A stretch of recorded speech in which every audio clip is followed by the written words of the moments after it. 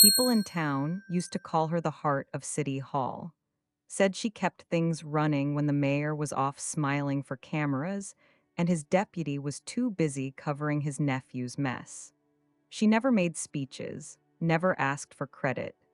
She just showed up, early and honest, for 21 straight years, until the day she was blamed for stealing $72,000 from the emergency fund. They said she forged documents, that she pocketed money meant for housing repairs and flood victims. They put her name on every headline and her face on every news channel like she was some kind of monster. But the truth is, she didn't take a dime. She just signed the papers they put in front of her. She stayed quiet for 40 years, carried the weight so her family wouldn't have to, let people spit at her name, and never once defended herself. Until now. Because the man who set her up, the one who shook her hand and told her she was one of the good ones, is running for office again. And this time, she's not going to die with the truth still buried. The job SHE loved. She never asked for anything more than a steady desk, a working coffee pot, and a town that followed its own damn rules. City Hall gave her that for a while. She started at the front counter, back when the fax machine still jammed 3 times a day and the payroll was written by hand. She knew the smell of every room in that building, knew which file cabinet stuck, which cops came in late, which janitor needed a cigarette on his lunch break. Within a few years, she'd worked her way into the budget office. Quietly, no fanfare, no shortcuts. By the time everything blew up, she was signing off payroll, routing funds, handling annual grant reconciliations, and balancing numbers no one else bothered to check. She didn't have a degree, but she had something better: memory, instinct, and fear of making a mistake. That job wasn't just work, it was proof that she mattered, that she could build something with her own 2 hands and no one could take it away. She believed in service, in structure, in paper trails and protocols. She believed if she followed every rule, the truth would protect her. That turned out to be the cruelest lie of all. The town adored Mayor Charles Whitmore, called him the man who saved them after the mill collapse, said he brought in the youth center, the new library wing, the summer jobs program. No one talked about how many of those things were paid for with reallocated funds and rewritten memos. No one saw the strings he pulled, only the smile he wore while doing it. She respected him once. He made her feel like her work mattered, shook her hand in front of council, praised her in speeches. He told her she was the backbone of the office, the reliable one, the honest one, and maybe she was foolish enough to believe he meant it. Then his nephew arrived, Connor, fresh out of business school with an empty briefcase and an ego so big it barely fit through the door. His title was consultant. No one could explain what he did, but he got paid more than anyone else in the building. His checks were cut from emergency funds meant for road repairs and storm damage. When she flagged the account, someone from upstairs told her it had been pre-cleared. That's when the building started turning on her. First, it was small, a door that didn't open when she buzzed, a meeting she wasn't invited to, a file that vanished without a trace. Then came the stairs. The way her name got real quiet in rooms she used to run, but she kept showing up, because that's what she knew how to do. You don't quit just because the roof starts leaking. You grab a bucket and you wait for the rain to pass. Until one morning, she came in early, before the front door was unlocked, and saw Connor in the records room, standing in front of the shredder with sweat on his collar and panic on his face. He said it was routine cleanup. She didn't say anything, just walked past him and went straight to her desk. The next day, 2 pages were missing from a financial report she'd filed the week before. 3 days later, the mayor called her in. He smiled like always, told her it was time someone took responsibility, that the public was getting nervous, that the optics needed a steady hand. He used words like graceful exit and dignified transition. He said if she signed a statement admitting to clerical errors, it wouldn't go to court. She'd get a quiet retirement, a thank you cake, maybe even a speech. She looked at the pen on the table. It wasn't a suggestion. It was a setup, a decision that had already been made. There was a lawyer in the room, a state auditor, and a resignation letter with her name already typed in bold. She didn't sign. Not that day. She went home, cried into her dishwater, dropped her keys twice just trying to get through the door. But the next morning, she showed up in her best Sunday dress, lipstick on, and she signed it. Because her daughter had just lost her job, because her grandson had asthma and no insurance, because she thought if she signed, it would stop with her, but it didn't. The missing money. The headline didn't say her name, not at first. It just said, funds missing from city emergency account, investigation ongoing. But by the afternoon, her name was all over the town, on the 6 o'clock news, on Facebook threads, on whispers between checkout aisles. Within 24 hours, she became the woman who stole $72,000 from the people she'd served for 2 decades. And no one, not one damn person, called to ask her side of the story. The audit was never neutral. It was written with intent. Page after page pointed directly at her. Every transfer, every discrepancy, every dotted signature. She recognized her own handwriting, but not the context they placed it in. It was like someone had taken her life, chopped it into pieces, and rearranged the timeline to look like a crime. She was listed as the final signatory on dozens of transactions she had reviewed but never approved. But the mayor said nothing about that in his press conference. He stood on the courthouse steps with a solemn face and said, "We trusted her." This betrayal cuts deep. The crowd murmured, some nodded, a few cried. They didn't fire her, they dismantled her. She lost her pension, her health insurance, her public record. Her photo was removed from the employee wall within a week. She couldn't walk into a pharmacy without someone avoiding her aisle. Parents pulled their kids a little closer when she passed. Even her own daughter started speaking to her like she was made of glass, polite, stiff, afraid to hear more. But they'd made one mistake. They thought she'd left empty-handed. 6 months before the audit, she'd started printing things. Quietly. Carefully. She never trusted the mayor's nephew, and even less the finance director who approved Connor's consultant checks with a wink. When reports started showing up incomplete, she kept backups.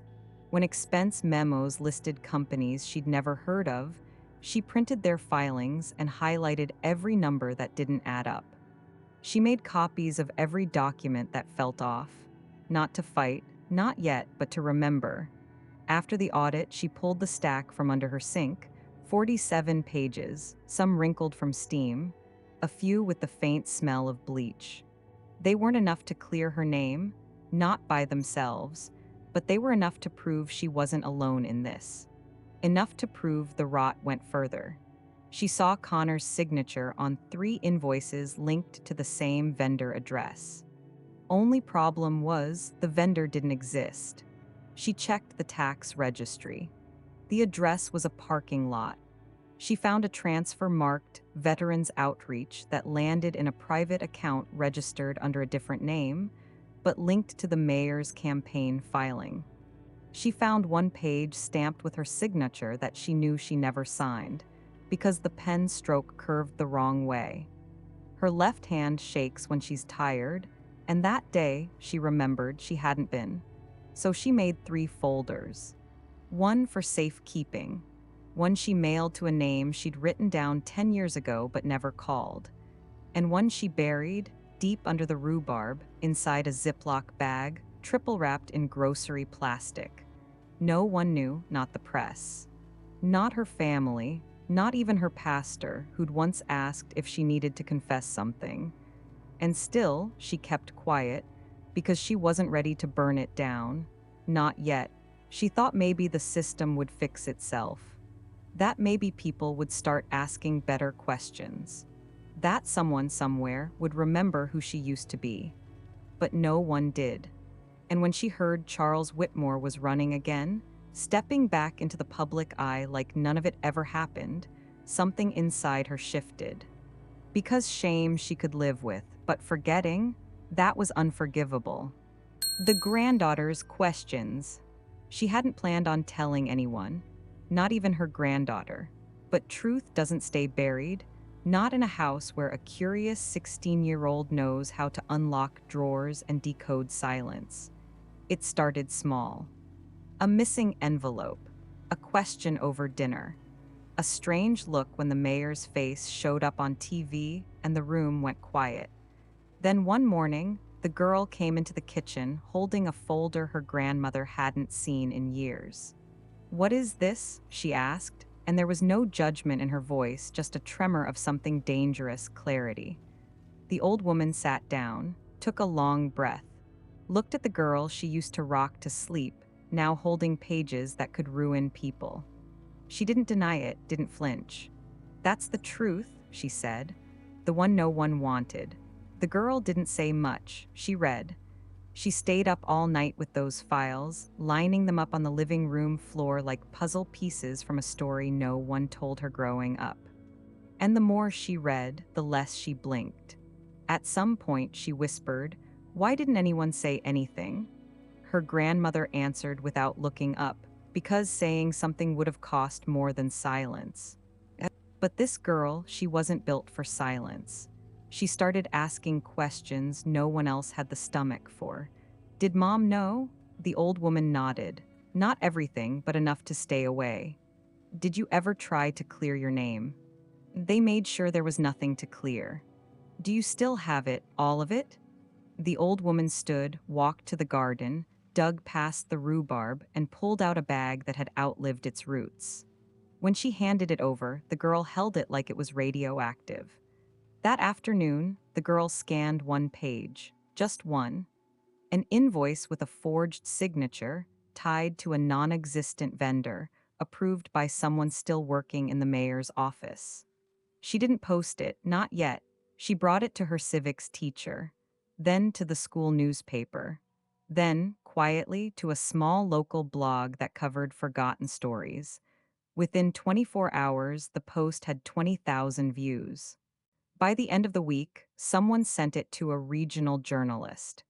And just like that, the town that had labeled her grandmother a thief started remembering things differently. The librarian who'd once refused to make eye contact now whispered, "She used to fix our payroll every winter." A neighbor said, "She helped us fill out the flood damage paperwork when no one else would." A retired councilman admitted she was too sharp for them. That's why they needed her gone. And the girl, she didn't stop. She started asking for records, public filings, old press clippings. Every time someone said no, she asked louder. The town didn't know what to do with her. She didn't yell, she didn't scream, she just wouldn't disappear. One night, after printing another document she'd tracked down through the state archives, she turned to her grandmother and asked, "What happens if we go all the way with this?" And the old woman, who'd spent half a lifetime swallowing her voice, looked her in the eye and said, "Then we find out what they're most afraid of. The voice that won't die." The mayor's campaign posters went up the same week the blog post hit 100,000 views. His face was on bus stops, mailers, yard signs, smiling like nothing had ever touched him. But something had shifted. People weren't smiling back. They stared, quiet, suspicious, like a question had finally landed that no one could unask. The granddaughter didn't make a speech. She didn't march. She didn't call the press. She just kept posting, one document at a time. No clickbait, no opinion, just raw files, scans of forged contracts, photos of shredded invoices she'd reassembled with tape, audio of a voicemail where a city clerk warned another employee to keep Mary's name out of it. People started listening. Not everyone, but enough. enough for a local station to run a segment titled The Mary Whitfield Files. A second look, enough for an old colleague to send in an anonymous tip, enough for a retired reporter to dig into records from 20 years ago and admit, we missed it. At school, the granddaughter was called a troublemaker, then a liar, then nothing because the teachers started watching what they said. One asked her to stay after class, then whispered, I knew your grandmother. She wasn't like how they said. Another left a folded note in her locker that read, Don't stop. The mayor's team released a statement, said the attacks were politically motivated, said the claims were recycled, said the girl was being manipulated by unreliable sources. But the damage was done. Because for the first time in 40 years, someone said Mary's name without a sneer. She sat in her kitchen, watching it unfold on a second-hand tablet, barely able to believe it. A photo of her younger self had resurfaced, one she'd forgotten even existed. In it, she stood outside City Hall, holding a folder against her chest like it was a shield. Behind her, Whitmore smiled at the camera. In the post, someone had written, Maybe we believed the wrong one. She didn't cry, not yet. She just folded her hands, leaned back in her chair, and whispered, Took you long enough. Because truth doesn't rot, it waits. And now, after 4 decades of silence, hers had found a voice that wouldn't die. The file drop. It wasn't the post that broke things open. It was the file drop, 216 pages, scanned, tagged, cross-referenced, dates, signatures, wire transfers. The kind of evidence no one could ignore, not even the ones who wanted to. She didn't post it all at once. That would have been noise. She released it in waves. 1 page an hour, enough time for people to read, to ask, to get angry. First came the mayor's nephew, Connor Whitmore. The girl linked him to a consulting payment filed under an emergency mental health grant. The company he claimed to work for had shut down 2 years earlier. Then came the deputy clerk. Her signature showed up on documents she denied ever seeing. Then came the chief procurement officer, who suddenly announced early retirement. No statement, no press, just gone. People started showing up at council meetings. Quiet at first, then louder. They brought printed documents, highlighted sections, questions, real ones, not rhetorical, not political. They asked who approved what, why no one caught the duplicate vendors, why so many invoices looked like carbon copies. Then the mayor made a mistake. He said, This is an attack campaign orchestrated by people who have no understanding of how city budgeting works. That was the line, the one that snapped something in the room. Because everyone in that room had trusted someone like her. A mother, a clerk, a neighbor who knew the filing system better than the mayor knew his own tie color. And they remembered. Someone stood up and said, She helped my father get flood aid when the government ignored him. Someone else said, She came to my house when our furnace exploded and made sure we weren't forgotten. One woman broke down and whispered, She sat with me after the council cut our funding and told me not to give up. The mayor stared like he didn't recognize the town anymore. And then came the photo, not the old one. A new one, grainy, low-res, but clear enough. It was him, Whitmore, 15 years ago, standing in a boardroom with 4 men, 3 of whom were later investigated for financial misconduct. He wasn't just nearby, he was at the table. The girl didn't say a word.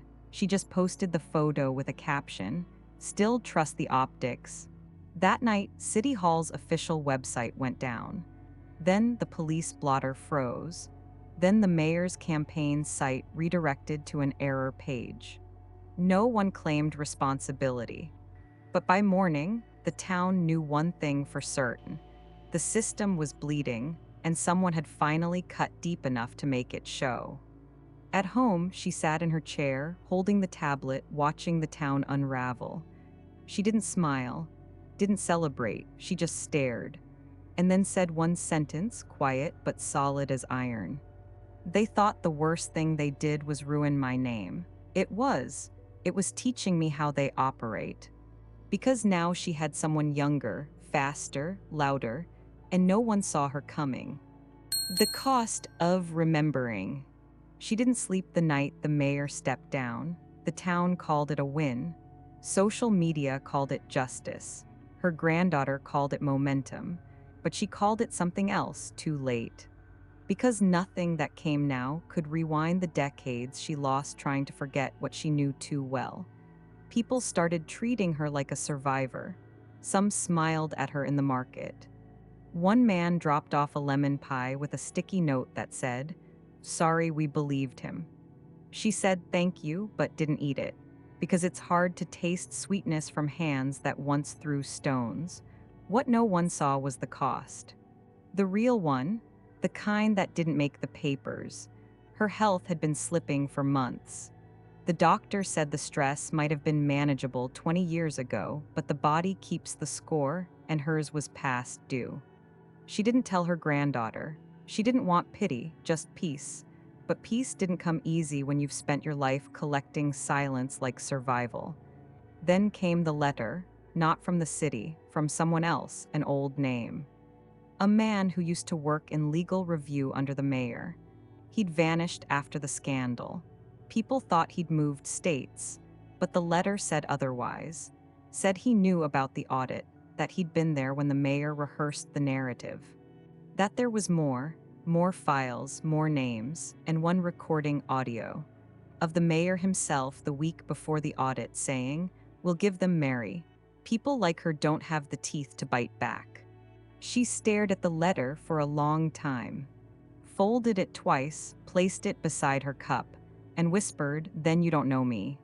Her granddaughter came home that evening with a flash drive. Said a reporter wanted to go public with everything. Said a documentary team was circling. Said there might be legal action, formal hearings, maybe even jail time for a few. But the old woman didn't move, didn't cheer, just looked at her and said, "You think when this ends I'll feel better?" The girl didn't know how to answer. Because that was the twist no one wanted to say out loud. Justice doesn't fix the life you lost while waiting for it. The door that lock. She kept the flash drive in a metal box under her bed for 3 days. Didn't open it, didn't label it, didn't say a word about it to anyone. Her granddaughter thought maybe she forgot, but she hadn't.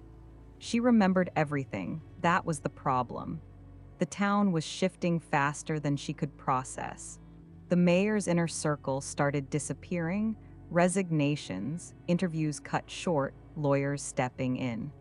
People whispered words like indictment, grand jury, restitution.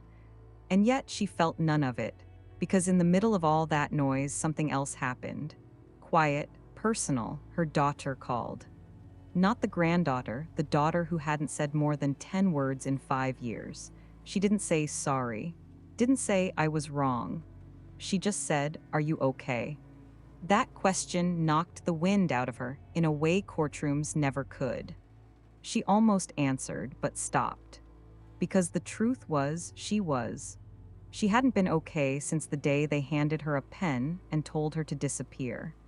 And now that the truth was crawling its way back into the light, she didn't know how to live without the shadow it had left behind. Later that night, she unlocked a drawer no one touched. Inside was a yellowed envelope she had never mailed, addressed to the mayor, written the night after the audit.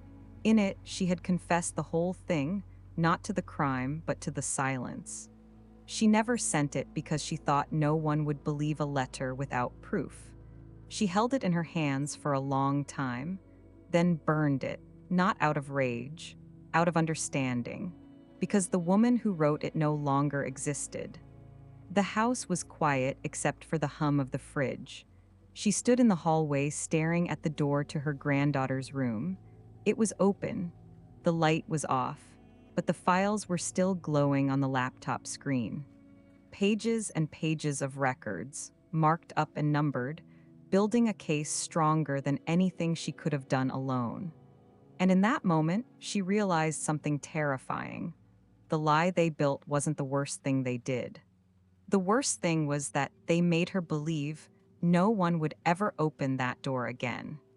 To the unburial, the courtroom wasn't crowded, just a hearing, just a motion to investigate discrepancies in city fund allocations. But the weight in that room pressed like something sacred was about to crack. Her granddaughter sat in the front row with the flash drive in her pocket. Next to her, a journalist. Behind her, a lawyer who had stopped charging after the first meeting. The city's new legal rep tried to downplay the documents, called them incomplete, out of context, not representative of ongoing operations. But then came the audio, clean, sharp, unmistakable. The mayor's voice saying, "Mary's clean, but if she goes, the paper trail dies with her. We keep the narrative tight." The room didn't gasp. It went quiet, like air got sucked out. The judge blinked, asked to hear it again, and again. That recording had been buried in an old email chain the legal aid from years ago had downloaded and forgotten. He'd sent it to the granddaughter out of guilt. He thought it wouldn't be admissible. He was wrong. And suddenly, the case wasn't about missing funds. It was about orchestrated scapegoating, documented cover-up, fraud. A rigged system that hadn't just failed, it had fed on someone who never fought back. She didn't attend the hearing. She watched from home, wrapped in a cardigan, holding a cup of tea she didn't drink. Her face didn't change when they played the tape. Her hands didn't move when the judge announced formal inquiry into the mayor's past financial dealings. But when her granddaughter turned to the camera, just for a second, and looked directly into the lens, she whispered to no one, "That's not the part that hurts." Because what hurt came later. When they reopened the files, they didn't just find proof of the mayor's deception. They found omissions, things even she hadn't known. Like the youth center he claimed to fund. Turns out it was funded through a grant she had written. They removed her name from the filing before submission, like the memorial wall for veterans, the one he said he paid for. It was built using repurposed disaster relief money, money she had flagged, only to be overruled. Like the city employee who disappeared during the investigation, he had tried to submit evidence back then, but was pressured into signing an NDA. Piece by piece, the truth came out. But it didn't come clean, it came ugly. Covered in dust and fingerprints and decisions made by people who went home at night believing what they did was just politics. The town didn't know how to process it. Some people said sorry, others said nothing. A few doubled down and claimed it was all blown out of proportion. The mayor refused to testify, then he disappeared from public view altogether. Her granddaughter sat beside her one morning and said, "You were right." And the old woman, eyes still on the garden, said, "No, I was just quiet longer than they expected." Then came the letter, official, from the state. It recognized her for decades of service and integrity, offered a reinstatement of pension, retroactive, with benefits. She held the envelope in her hands, stared at the seal, then tossed it in the drawer with the others. Because they weren't giving her anything back, they were trying to patch the story, and her story didn't need patching. It needed to be left open. Raw, named. That night, she finally opened the box she had kept locked for over 20 years. Inside were photos, letters, a calendar with dates circled in red, the day she signed the false confession, the day the audit report went public, the day her granddaughter was born. She took out a match, lit it, watched the paper curl and blacken until there was only silence. Because some truths, once dug up, don't belong in evidence. They belong in memory, where no one can rewrite them again. The burial or the light. The documents were archived, the headlines slowed, the town exhaled like a fever had broken. But inside her, nothing felt lighter, because when the storm clears, what's left isn't peace, it's wreckage. She didn't speak at the final hearing, didn't attend the small ceremony where a park bench was dedicated in her name. Her granddaughter went, took photos, smiled tight, and brought back a plaque that read, "In honor of integrity." She read the words once, then turned it face down because it wasn't about honor. It was about loss. And what haunted her wasn't what they took, it was what she gave up to survive. Then came a letter from a college student, a girl from another town. She'd read the blog, followed the posts, seen the documents. She wrote, "My mother was fired for speaking up. I never knew how much it cost her until I read what they did to you." She read that line over and over, not because it comforted her, but because it made something shift. For years, she thought surviving meant disappearing. Now she saw the truth. Surviving was only the beginning, so she made a choice. Quiet. Private, no cameras, no press. She wrote one more letter, addressed not to a mayor or a newspaper or a court, but to her granddaughter. She didn't explain the past again. She didn't recount what had already been proven. She told her the part that never made it into the files, the part where she'd almost destroyed the evidence herself. The night she stood over the sink with a lighter and the folder, shaking, deciding if silence was love. And then she wrote, "You weren't born yet, but something told me you matter. And now, you're the only reason the truth didn't burn with me." She sealed it, left it on the girl's desk, then walked outside. In the backyard, beneath the peach tree that never bore fruit, she dug a small hole. Not deep, just enough. And into it, she placed the last unsent file, the only one not released, the one that would have destroyed another family entirely. She covered it gently, not to protect them, but to protect the person she used to be. Because not every truth needs to be weaponized. Some need to be laid to rest. As she stood up, dirt on her hands, she didn't feel forgiven. She felt finished, and sometimes that's the only light we get. The echo. Long after the truth was known, her name still passed between people like a secret. Not out of shame, out of reverence, like something too sacred to say wrong. And in quiet corners of town, when someone stood up, asked too many questions, or refused to look away, someone else would lean in and whisper, "That's Mary's granddaughter."